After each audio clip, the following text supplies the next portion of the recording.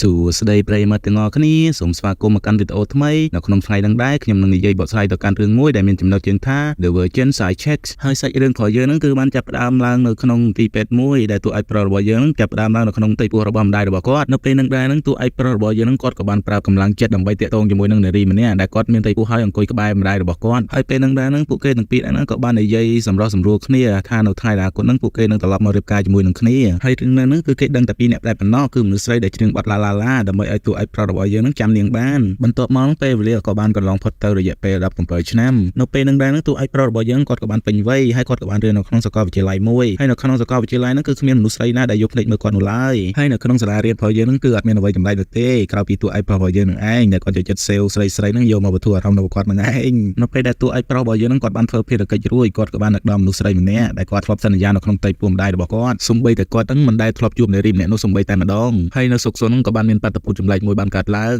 ងគឺបានមានដុំភ្លើងមួយដ៏ធំបានធ្លាក់ចុះមកនៅលើផែនដីរបស់យើងហ្នឹងនៅពេលព្រឹកឡើងតួឯកប្រុសរបស់យើងហ្នឹងគាត់ក៏បានហូបអាហារជុំជាមួយនឹងឪពុកម្ដាយរបស់គាត់នៅពេលហ្នឹងឯងនៅពេលដែលតួឯកប្រុសរបស់យើងកំពុងតែហូបបាយហ្នឹងគាត់ក៏បានឮសំឡេងដែលចេញពីការកាត់របស់ឪពុកម្ដាយរបស់គាត់ហើយការកាត់របស់ឪពុកម្ដាយរបស់តួឯកប្រុសរបស់យើងគឺពិតជាស្មោករោគខ្លាំងមែនទែនធ្វើឲ្យតួឯកប្រុសរបស់យើងហ្នឹងគាត់ទ្រាំនឹងការកាត់របស់កំណត់ឪពុកម្ដាយរបស់គាត់មិនបានហើយគាត់ក៏បានប្រញាប់ចាក់ចេញទៅនៅពេលដែលតួឯកប្រុសរបស់យើងគាត់ក៏បានមកដល់សាលារៀននៅពេលហ្នឹងឯងគាត់ក៏បានស្ដាប់ឮការកាត់របស់មនុស្សគ្រប់គ្នាហើយគាត់ក៏បានគិតថាខ្លួនឯងហ្នឹងមានកម្លាំងពិសេសមួយដែលអាចអានចិត្តមនុស្សបាននៅពេលហ្នឹងយ៉ាប់ស៊ូបដែលជាមិត្តភក្តិរបស់តួឯកប្រុសរបស់យើងគាត់ក៏បានដើរមករកតួឯកប្រុសរបស់យើងហើយគាត់ក៏បានមកបបួលតួឯកប្រុសរបស់យើងទៅមើលរឿងកូនជ្រូកជាមួយគ្នានៅពេលដែលចេញពីរៀនអីចឹងទៅហើយយ៉ាស៊ូបដែលជាមិត្តភក្តិរបស់តួឯកប្រុសរបស់យើងគាត់ក៏លំមការមិនចាញ់តួឯកប្រុសរបស់យើងដែរសូម្បីតែគ្រូបង្រៀនរបស់គាត់ហ្នឹងក៏គាត់លើកលែងឲ្យដែរហើយមនុស្សស្រីដែលតួឯកប្រុសរបស់យើងលួចច្រឡំហ្នឹងគាត់ក៏បានមកដល់សាលារៀននាងមានឈ្មោះថាអាសាមីនាងទៅតែបដូរសាលារៀនមករៀននៅសាលាហ្នឹងមិនទាន់បានយូរប៉ុន្មាននោះទេដោយសារតែមុខមាត់គួរឲ្យស្រឡាញ់របស់នាងធ្វើឲ្យតួឯកប្រុសរបស់យើងហ្នឹងមើលមុខនាងមិនដាច់ពីកន្ទុយភ្នែកទៅដល់សោះហើយនៅពេលដែលតួឯកប្រុសរបស់យើងកំពុងតែទៅមុខតួឯកស្រីរបស់យើងហ្នឹងក៏បានធ្វើឲ្យអ្នកកេរេរបស់តួឯកប្រុសរបស់យើងហ្នឹងបានភ្ញាក់ឡើងហើយក៏បានងើបទៅប៉ះជាមួយនឹងតុកធ្វើឲ្យតុកហ្នឹងហោះពេញណាពេញណីតែម្ដងហើយនៅសុកក៏មានខ្យល់មួយបានបក់មកយ៉ាងខ្លាំងធ្វើឲ្យសពុតរបស់អាសាមីហ្នឹងប៉ើងឡើងលើហើយតួឯកប្រុសរបស់យើងគាត់ក៏បានឃើញបែបហ្នឹងគាត់ក៏ស្រឡាំងតាំងខ្លាំងមែនទែននៅពេលហ្នឹងយូគីគាត់ក៏បានដើរមកឃើញហើយក៏បានលោតធាក់ចំពូតរបស់តួឯកប្រុសរបស់យើងមួយទំហឹងតែម្ដង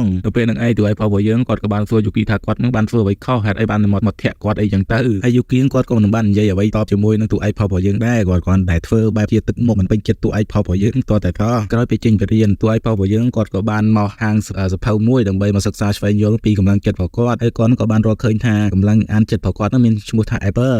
គឺជាកម្លាំងពិសេសមួយដែលបែងចែកកម្លាំងពិសេសខុសៗគ្នាអ្នកខ្លាំងគាត់ក៏បានប្រើកម្លាំងចិត្តនឹងដើម្បីអានចិត្តមនុស្សអ្នកខ្លាំងគាត់ក៏បានប្រើកម្លាំងចិត្តនឹងដើម្បីមើលទម្លុះខោអាវនារីអីចឹងទៅហើយពេលហ្នឹងតួឯកប្រុសរបស់យើងនឹងគាត់ក៏បានសាកល្បងអានចិត្តរបស់ម្ចាស់ហាងសៀវភៅគាត់ក៏បានដឹងថាម្ចាស់ហាងសៀវភៅនឹងក៏បានលួចស្រឡាញ់គាត់ផងដែរហើយនៅពេលនោះឯងសៀវភៅក៏បានហោះចេញពីហាងតួឯកប្រុសរបស់យើងគាត់ក៏បញ្ញាប់ដើរតាមរហូតគាត់ក៏បានមកជួបនឹងម្ចាស់ហាងកាហ្វេម្នាក់ដែលគាត់កំពុងតែប្រើប្រាស់ធម៌ពលរបស់គាត់នឹងដើម្បីឲ្យស្រីនឹងមានអារម្មណ៍នឹងឯងហើយស្រីម្នាក់ហ្នឹងគឺជាម្ដាយតួឯកប្រុសរបស់យើងនៅព្រឹកថ្ងៃបន្ទាប់តួឯកប្រុសរបស់យើងនឹងគាត់ក៏បានមកថ្នាក់រៀនជាធម្មតានៅពេលហ្នឹងតួឯកប្រុសរបស់យើងគាត់ក៏បានដើរតាមមើលអាសាមីនឹងដែលលួចលាក់ហើយក៏បានឮគំនិតដ៏ស្មោករោគរបស់មិត្តភក្តិរបស់គាត់បាត់យងគឺជាមិត្តភក្តិរបស់តួឯកប្រុសរបស់យើងនឹងគាត់ក៏បានប្រើប្រាស់ធម៌ពលរបស់គាត់នឹងដើម្បីចូលទៅលួចមើលអាសាមីនៅក្នុងបន្ទប់ទឹកនៅពេលហ្នឹងតួឯកប្រុសរបស់យើងគាត់ក៏បានរត់យ៉ាងលឿនដើម្បីទៅហៅមិត្តភក្តិរបស់គាត់តែក៏មិនទាន់ពេលវេលាដែរបាក់យងបានចូលទៅដល់ក្នុងបន្ទប់ទឹករបស់មនុស្សស្រីធ្វើឲ្យមនុស្សស្រីនឹងគាត់ភ័យខ្លាចហើយភ្ញាក់ផ្អើលយ៉ាងខ្លាំងឲ្យពួកគាត់នឹងស្រែកជេរចាចពេញតែនឹងឯងហើយនៅពេលហ្នឹងតួឯកប្រុសរបស់យើងគាត់ក៏បានរត់ចូលទៅក្នុងនឹងដែរដើម្បីទៅជួយអាសាមី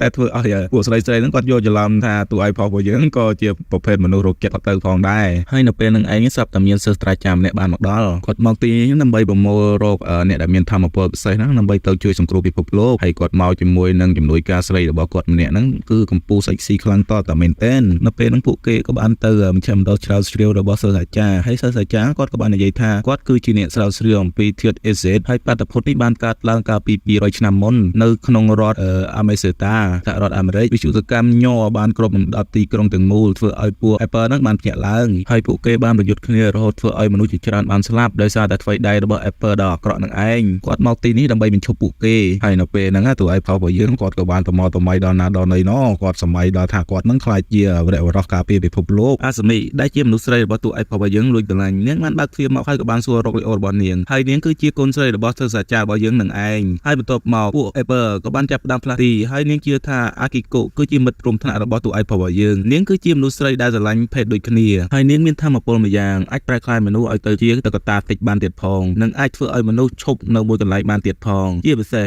នាងតែងតែឈប់រងចាំនិងស្វាគមន៍នៅរីដែលដើរមកកាត់មុខផ្ទះរបស់នាងមុននឹងយកគេទៅផឹកតែក្នុងផ្ទះរបស់នាងបន្ទាប់មកនាងនឹងដាក់ដៃលើក្បាលជនរងគ្រោះរហូតដល់ស្ថិតក្រោមការគ្រប់គ្រងរបស់នាងហើយអាសាមីគឺជាគោលដៅបន្ទាប់របស់នាងនៅយប់នោះនៅសាលារៀនមានរឿងមួយបានកើតឡើងសិស្សអាចារ្យនិងជំនួយការរបស់គាត់ជាមួយប៉ូលីសអ្នកកាសែតក្នុងស្រុកពួកគេបានរកឃើញតុក្កតាផ្ទៃជាច្រើននៅក្នុងថ្នាក់រៀនហើយបានបញ្ចេញសារធាតុមួយចំនួនចេញមកសិស្សអាចារ្យបានរកឃើញថាសារធាតុដែលបញ្ចេញមកនឹងអាចធ្វើឲ្យអ្នកដែលស្រូបចូលកាន់តែច្រើនអាចធ្វើឲ្យពួកគេរំជួលចិត្តនិងរហូតដល់បាត់បង់ស្មារតីលុះព្រឹកឡើងក្នុងថ្នាក់រៀនក៏មានគ្រូបង្រៀនថ្មីម្នាក់នាងឈ្មោះអៃកូនាងគឺជាគ្រូបង្រៀនភាសាអង់គ្លេសនាងមានកំណត់ចង់ឲ្យមនុស្សទាំងមូលមានសេរីភាពនៅរឿងលើក្រេហើយនាងក៏បានបញ្ជាឲ្យសិស្សសាលាទាំងអស់គ្នាស្លៀកឈុតហែលទឹកឬខោក្នុងចូលរៀនក្នុងថ្នាក់រៀននៅក្នុងថ្ងៃស្អែកនៅពេលសម្រាប់បាយថ្ងៃត្រង់ទូអៃប្រុសរបស់យើងគាត់ក៏បានលួចមើលអាសាមីដល់តែពេលហ្នឹងអៃកូក៏បានលេចមុខមកនាងបានយកដៃដាក់លើក្បាលទូអៃប្រុសរបស់យើងហើយបាទនាងបាននិយាយថាគូព្រេងរបស់ទូអៃប្រុសរបស់យើងមិនមែនជាអាសាមីនោះទេប៉ុន្តែគឺជានាងចំណែកឯខាងអាគីកូវិញនាងបានបង្កើតក្រុមសម្ងាត់មួយដោយលួចលាក់ហើយនៅពេលហ្នឹង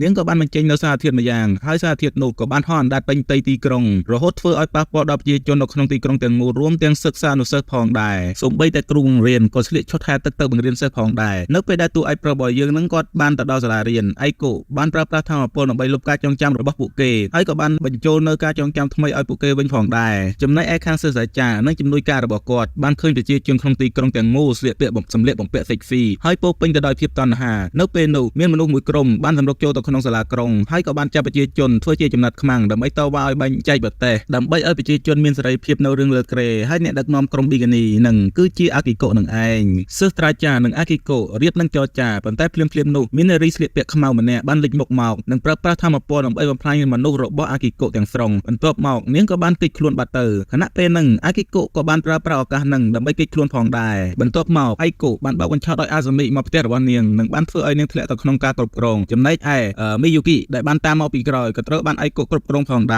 រហើយនៅក្នុងទីក្រុងពេលនេះមនុស្សទាំងមូលគឺបានជ្រួលច្បល់យ៉ាងខ្លាំងសិស្សត្រាចារ្យបានបារម្ភពីអាសាមីនិងមីយូគីយ៉ាងខ្លាំងរហូតដល់គាត់បានលើដំណឹងថានាងត្រូវបានអៃកូចាប់ចម្រិតនៅពេលហ្នឹងអាសាមីក៏បានហៅទូរស័ព្ទមកទូអៃផោរបស់យើងហ្នឹងគាត់ក៏ប្រញាប់ប្រញាល់ទៅកន្លែងណាត់ជួបហើយពួកគេទាំងពីរក៏បានរត់មករកគ្នាដោយទៅនឹងរូបភាពដែលគាត់បានយកសម្បិនមកឃើញក្នុងយល់សប្តិអញ្ចឹងបន្ទាប់មកអាសាមីក៏បានអរគុណទៅដល់ទូអៃផោរបស់យើងដោយបបួលទូអៃផោរបស់យើងនឹងចូលទៅក្នុងផ្ទះសម្នាក់ដើម្បីផ្ដល់ក្តីសុខឲ្យទូអៃផោរបស់យើងនាងរៀបនឹងថើបគាត់ប៉ុន្តែត្រូវបានរំខានដោយនារីឈុតខ្មៅម្នាក់នាងបានប្រាប់ប្រាស់ធម្មពលរបស់នាងធ្វើឲ្យអាសាមីប្រែរូបរាងកាយទៅជាតុក្កតាហើយបាននិយាយប្រាប់ទូអៃប្រុសរបស់យើងថានេះគឺជាអាសាមីខ្លែងខ្លាយបន្ទាប់មកពួកគេក៏បានធ្វើការប្រមូលផ្ដុំគ្នានៅហាងរបស់តាឡុងហើយក្មេងស្រីឈុតខ្មៅបាននិយាយថានាងឈ្មោះ Julie នាងគឺជា Apple ដែលមានដើមកំណត់មកពីរដ្ឋ Minnesota ហើយថាអពរនាងអាចធ្វើឲ្យមនុស្សប្រែរូបរាងកាយហើយនាងមកទីនេះដើម្បីការពាររឿងអកុសលដែលបានកើតឡើងដោយកាល200ឆ្នាំមុនពួកគេមានកម្រងមកឈប់អាគីកូដោយឲ្យទូអៃផុសរបស់យើងនឹងស្លៀកពាក់ជាស្រីដើម្បីទាក់ទាញឲ្យអាគីកូនោះចេញមកប៉ុន្តែអាគីកូនាងបានដឹងខ្លួនមុនបន្ទាប់មកនាងក៏បានវាយប្រហារទៅលើជំនួយការរបស់សិស្សអាចារ្យរបស់យើងប៉ុន្តែអាគីកូនាងបានផ្លត់ស្នៀតនាងបានទៅមើលដើមទ្រូងរបស់ជំនួយការធ្វើឲ្យជំនួយការនឹងបានដឹងពីផែនការដ៏អាក្រក់របស់នាងទាំងអស់អាគីកូប្រញាប់រត់ទៅសាលាក្រុងអមមកជាមួយក្រុមទូអៃផុសរបស់យើងនៅពេលដែលពួកគេដើរចូលមកខាងក្នុងពួកគេបានរកឃើញស្ត្រីជាច្រើនដែលត្រូវអាគីកូចាប់ខ្លួនមកនៅពេលហ្នឹងស្រាប់តែមានអាសាមីខ្លែងខ្លាយចំនួន3នាក់បានបង្ហាញខ្លួនដែលធ្វើឲ្យពួកគេមិនអាចបែងចែកបានថាអ្នកណាពិតប្រាកដឬក៏អ្នកណាខ្លែងខ្លាយដូច្នេះអាបឿបានប្រើប្រាស់ថាមពលមើលទម្លុះសម្លៀកបំពាក់ហើយក៏បានដឹងថានារីទាំង3នាក់ហ្នឹងសុទ្ធតែជាខ្លែងខ្លាយនោះទេហើយនៅពេលហ្នឹងស្រាប់តែអាគីកូបានដើរចេញម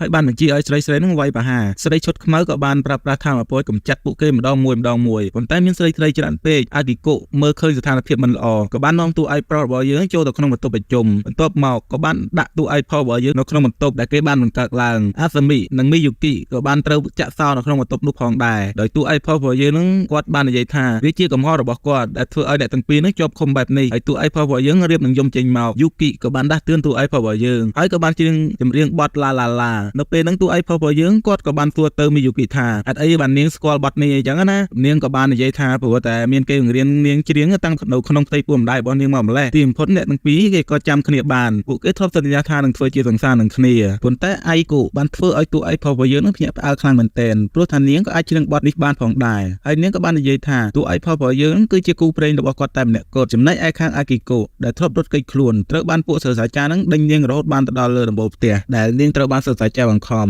នាងថាវាមិនទាន់បានចាប់នោះទេអ្នកដែលរៀបចំរឿងទាំងអស់នេះគឺជាអៃគូនៅពេលហ្នឹងនារីជិតខ្មៅក៏បានយកដៃចង្អុលថ្ងៃរបស់គេដើម្បីធ្វើឲ្យនាងដឹងខ្លួនឡើងវិញប៉ុន្តែនាងមិនបានចងចាំអ្វីនោះទេបន្ទាប់មកពួកគេក៏បាននាំគ្នាមកជួយសង្គ្រោះទូអៃប្រុសរបស់យើងហើយពួកគេបានសួរ ទៅឯកុថាហេតុអ្វីក៏នាងធ្វើបែបនេះនាងក៏បានប្រាប់ថានាងនឹងបង្កើតពិភពលោកថ្មីមួយដែលប្រសើរជាងនេះដើម្បីរស់នៅជាមួយតួឯករបស់យើងនឹងឯងបន្ទាប់មកពួកគេក៏បានប្រយុទ្ធគ្នាប៉ុន្តែมันមានអ្នកណាម្នាក់អាចទប់ស្កាត់នឹងធម្មពលរបស់ឯកុបានឡើយក្តីសង្ឃឹមតែមួយគត់របស់ពួកគេគឺតួឯករបស់យើងនឹងឯងហើយតួឯករបស់យើងគាត់ក៏បញ្ញាទៅជួយអាសាមីនិងមីយូគិប៉ុន្តែពួកគេត្រូវបានលុបការចងចាំហើយប្រែក្លាយទៅជាកូនក្មេងបាត់ទៅហើយឯកុបានព្យាយាមបញ្ចុះបញ្ចូលតួឯករបស់យើងដើម្បីឲ្យសហការជាមួយនាងដើម្បីបង្កើតពិភពលោកថ្មីមួយទៀតពីព្រោះតែមានតែមនុស្សម្នាក់ដែលអាចស័ក្តិសមគឺតួឯករបស់យើងនឹងឯងនាងបានស្នើសុំឲ្យតួឯកប្រុសរបស់យើងនឹងរួមភេទជាមួយនឹងនាងទើបតួឯកប្រុសរបស់យើងនឹងស្រឡាំងកាំងហើយនិយាយថាអ្នកណាក៏អាចដេកជាមួយគាត់បានដែរលើកនេះគាត់នឹងធ្វើឲ្យស្រីទាំងអស់នោះមានក្តីសុខទៅជាមួយគ្នារួមជាមួយនឹងកាយវិការដ៏គួរឲ្យស្អប់ទើម